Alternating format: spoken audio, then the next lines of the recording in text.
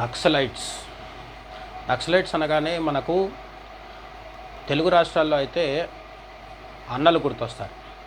అన్నలు అనేది అడవిలో ఉండి సాయుధ పోరాటం చేస్తూ భారతదేశ రాజ్యం మీద, అంటే భారతదేశ ప్రభుత్వం మీద, ఇంకొక విధంగా చెప్పాలంటే భారతదేశ రాజ్యాంగం మీద కూడా తిరుగుబాటు చేస్తున్న విప్లవకారులు ఎవరైతే ఉంటారో వాళ్ళని మనం నక్సలైట్లు అంటుంటాం. అయితే మన దగ్గర తెలుగు రాష్ట్రాల్లో ఇంతకుముందు పీపుల్స్ వార్ అనే పార్టీ ఉండేది. ఇలా చిన్న చిన్న పార్టీలు చాలా ఉంటాయి, దళాలు ఉంటాయి.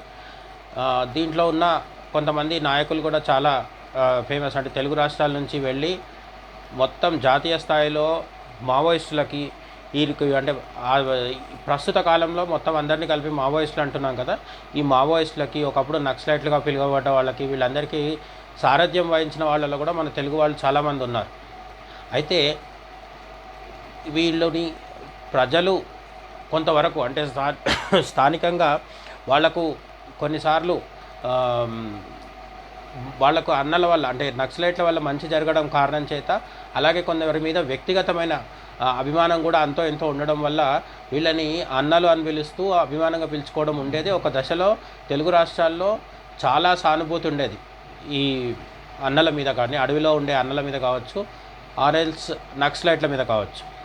అయితే మనం ఒకసారి చరిత్ర చూస్తే వీళ్ళకి నక్సలైట్లు అనే పేరు ఎందుకు వచ్చిందంటే, నిజానికి నక్సల్ అనే పదం మనకు వెస్ట్ బెంగాల్లో, పశ్చిమ బెంగాల్లో ఒక ప్రాంతం పేరు ఇది. నక్సల్బరీ అనే ఒక ప్రాంతం ఉంది అక్కడ. ఆ నక్సల్బరీ అనే ప్రాంతంలో మొదటిసారి విప్లవం పుట్టింది. అంటే 1960ల కాలంలో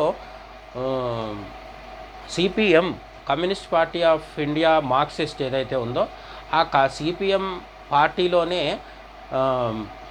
కొందరు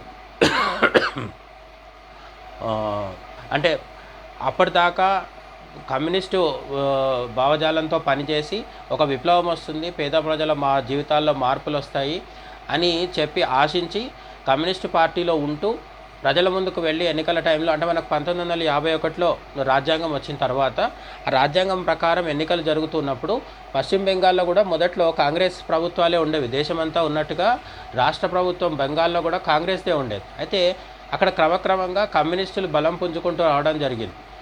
1960 చివరిలోకి వచ్చేసరికి కమ్యూనిస్టు ప్రభుత్వం అక్కడున్న ఇతర పార్టీలతో కలిపి, అంటే కాంగ్రెస్ కాదు, అప్పటికి బీజేపీ లేదు, కానీ కాంగ్రెసేతర వేరే పార్టీలతో కలిపి కమ్యూనిస్టు పార్టీలు 1960 చివరిలోనే అధికారంలోకి రావడం జరిగింది.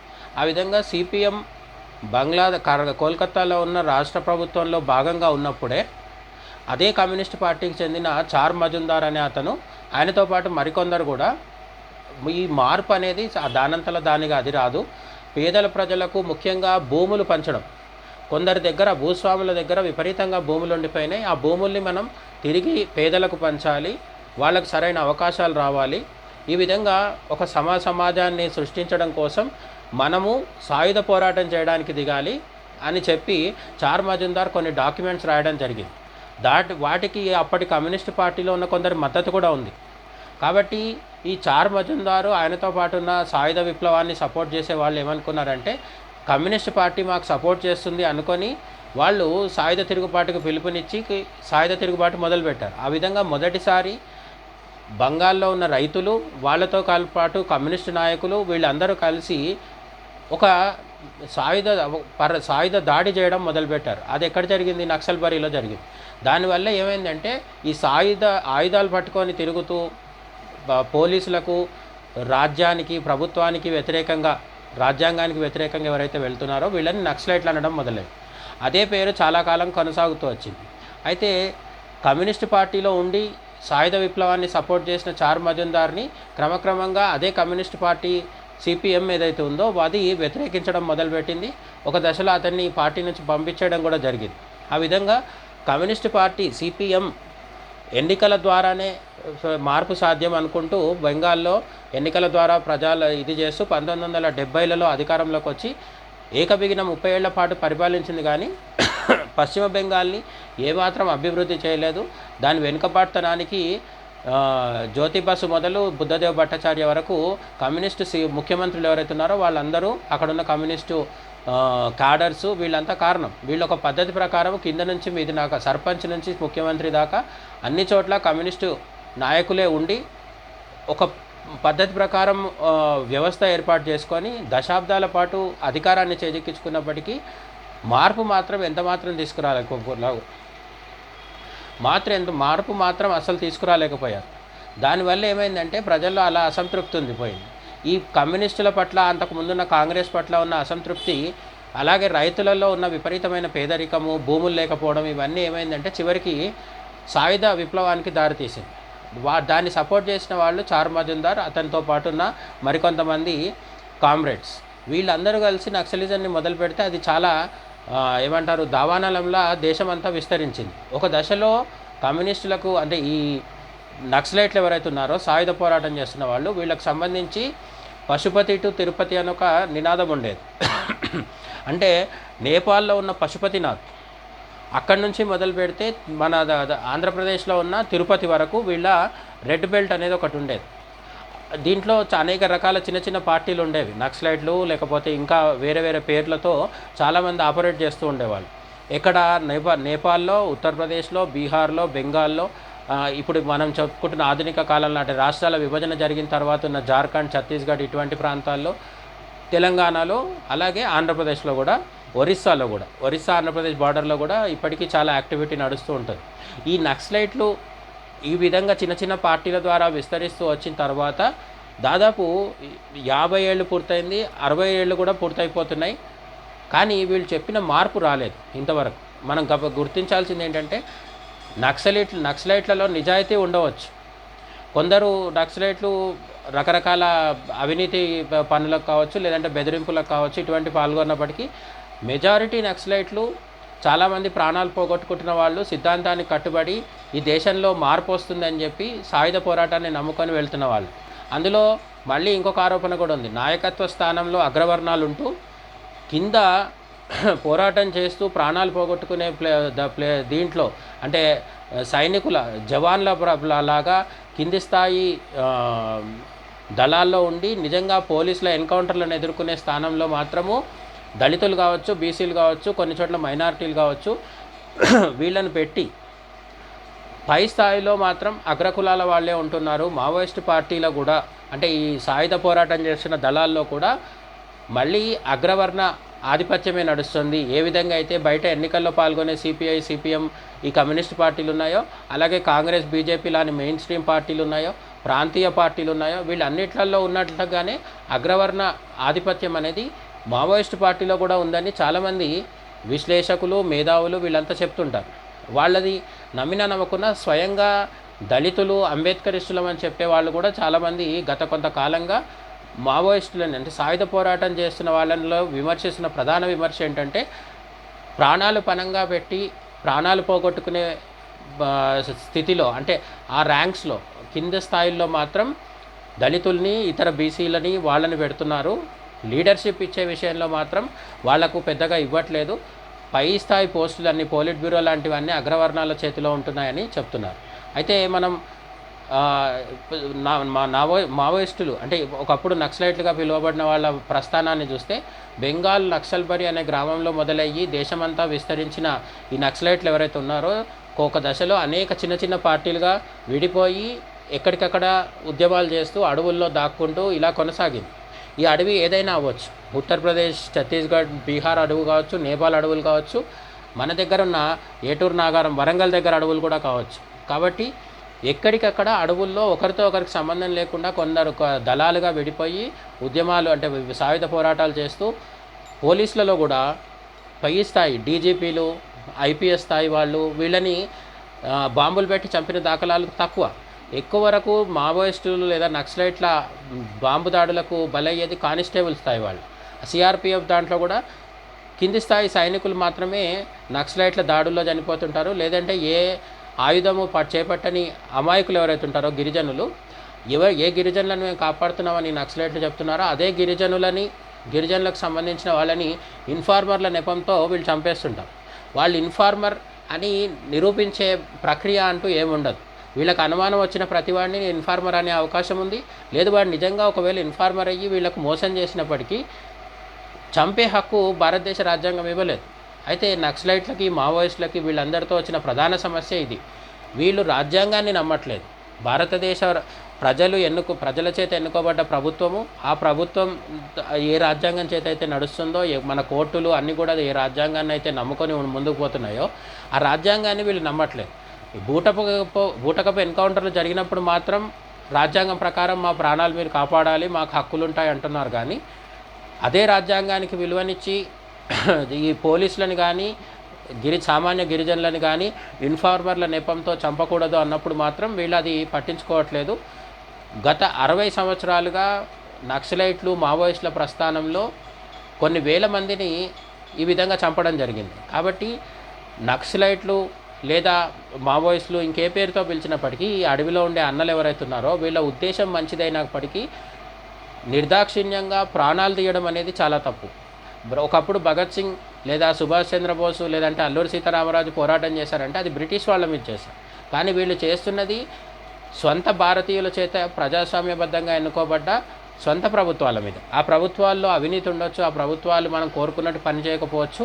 వాటి చేత ఎలా పని చేయించుకోవాలి, మతతత్వ ప్రభుత్వాలు ఉంటే వాటితో ఎలా పోరాడాలి, ఇవన్నీ ఆలోచించుకోవాలి. కానీ నేరుగా హింసకు దిగిపోయి తుపాకీ గొట్టంతోనే ప్రభుత్వం మాకు వస్తుంది అనుకున్న నక్సలైట్ల సిద్ధాంతం ఏదైతే ఉందో అది ఇంతవరకు ఎక్కడ వర్కౌట్ అయినట్టు కనిపించట్లేదు. వీళ్ళకి ప్రేరణ ఎవరిచ్చారు? చైనాలో ఉన్న మావో జెడాంగ్ ఇచ్చాడు.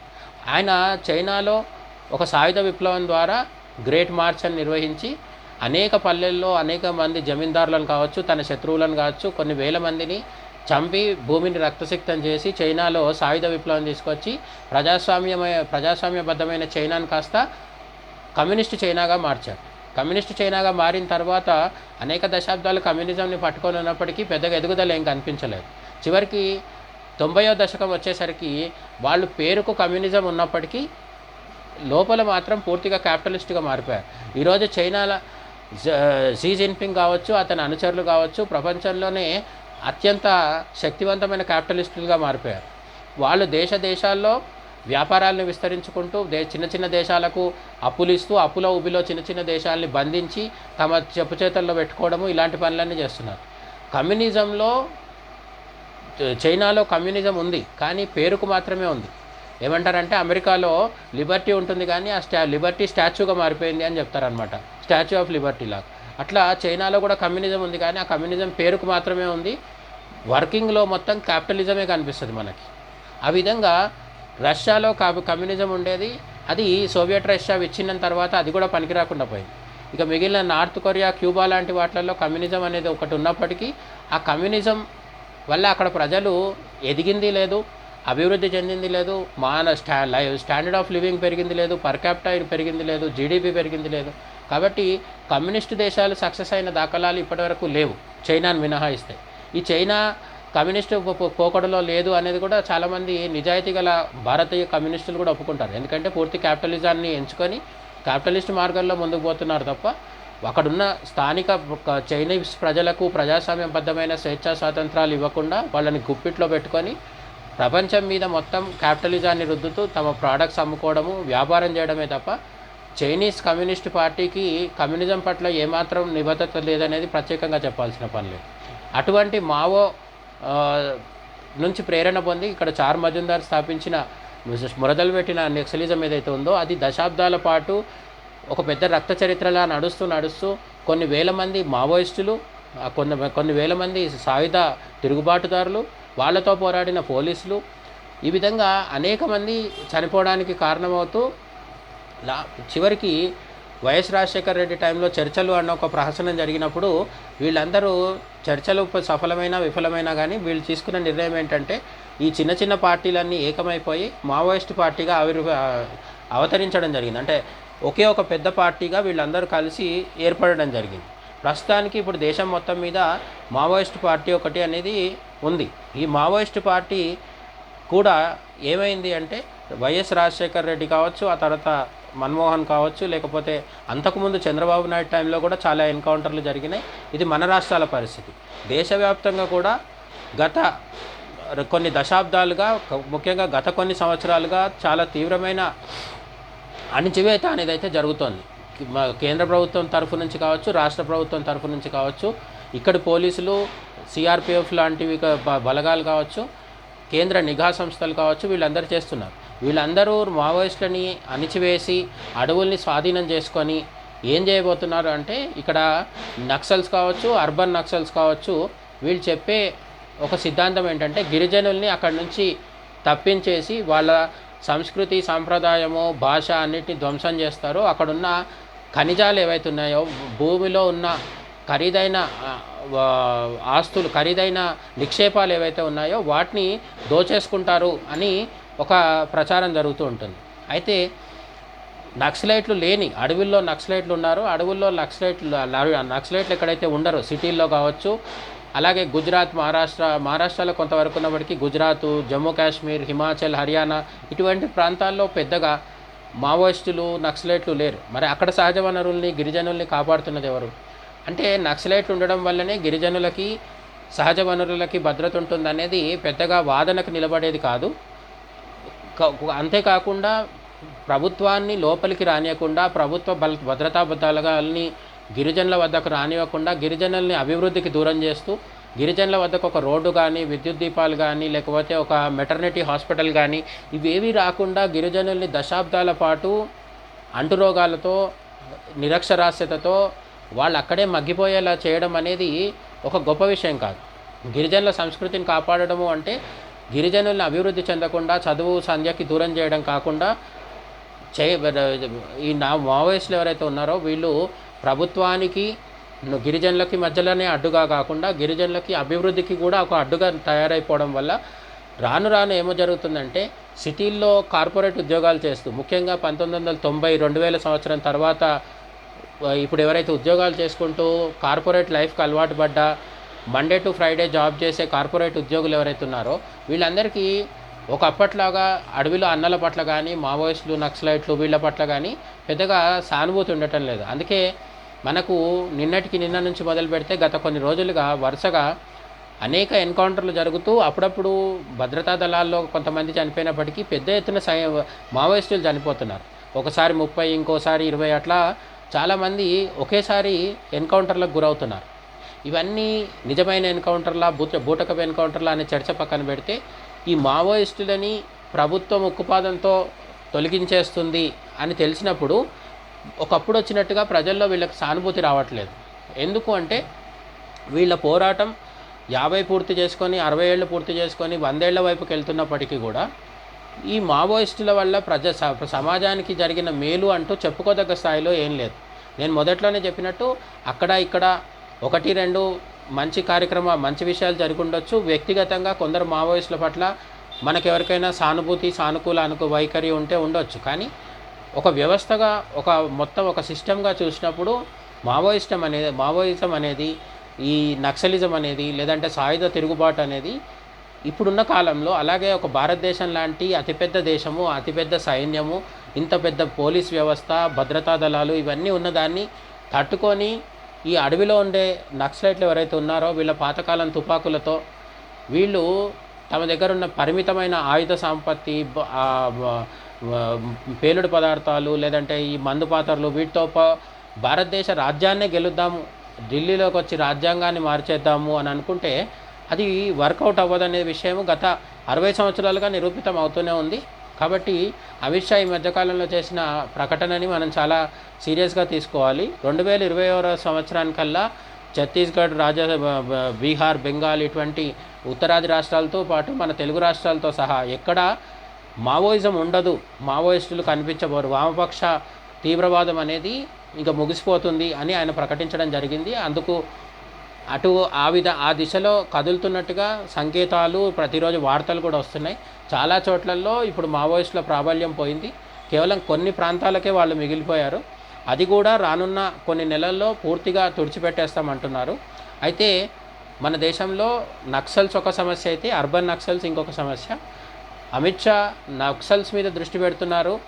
వాళ్ళని అక్కడి నుంచి తొలగించడం ద్వారా గిరిజనుల్లో మార్పు, గిరిజనుల్లో అభివృద్ధి తీసుకురావడము, అలాగే అక్కడ ఒకవేళ సహజ వనరులు ఏమైనా ఉంటే అవి దేశ సంపదగా భావించి భారతదేశ ప్రజలందరికీ ఉపయోగపడేలాగా ఆ ఖనిజ సంపదను కావచ్చు, భూమిలో ఉన్న ఇతర అమూల్యమైన సంపద ఖనిజాలు నిక్షేపాలు ఏవైతే ఉన్నాయో అవి దేశాభివృద్ధి కోసం వాడడంలో కూడా తప్పులేదు.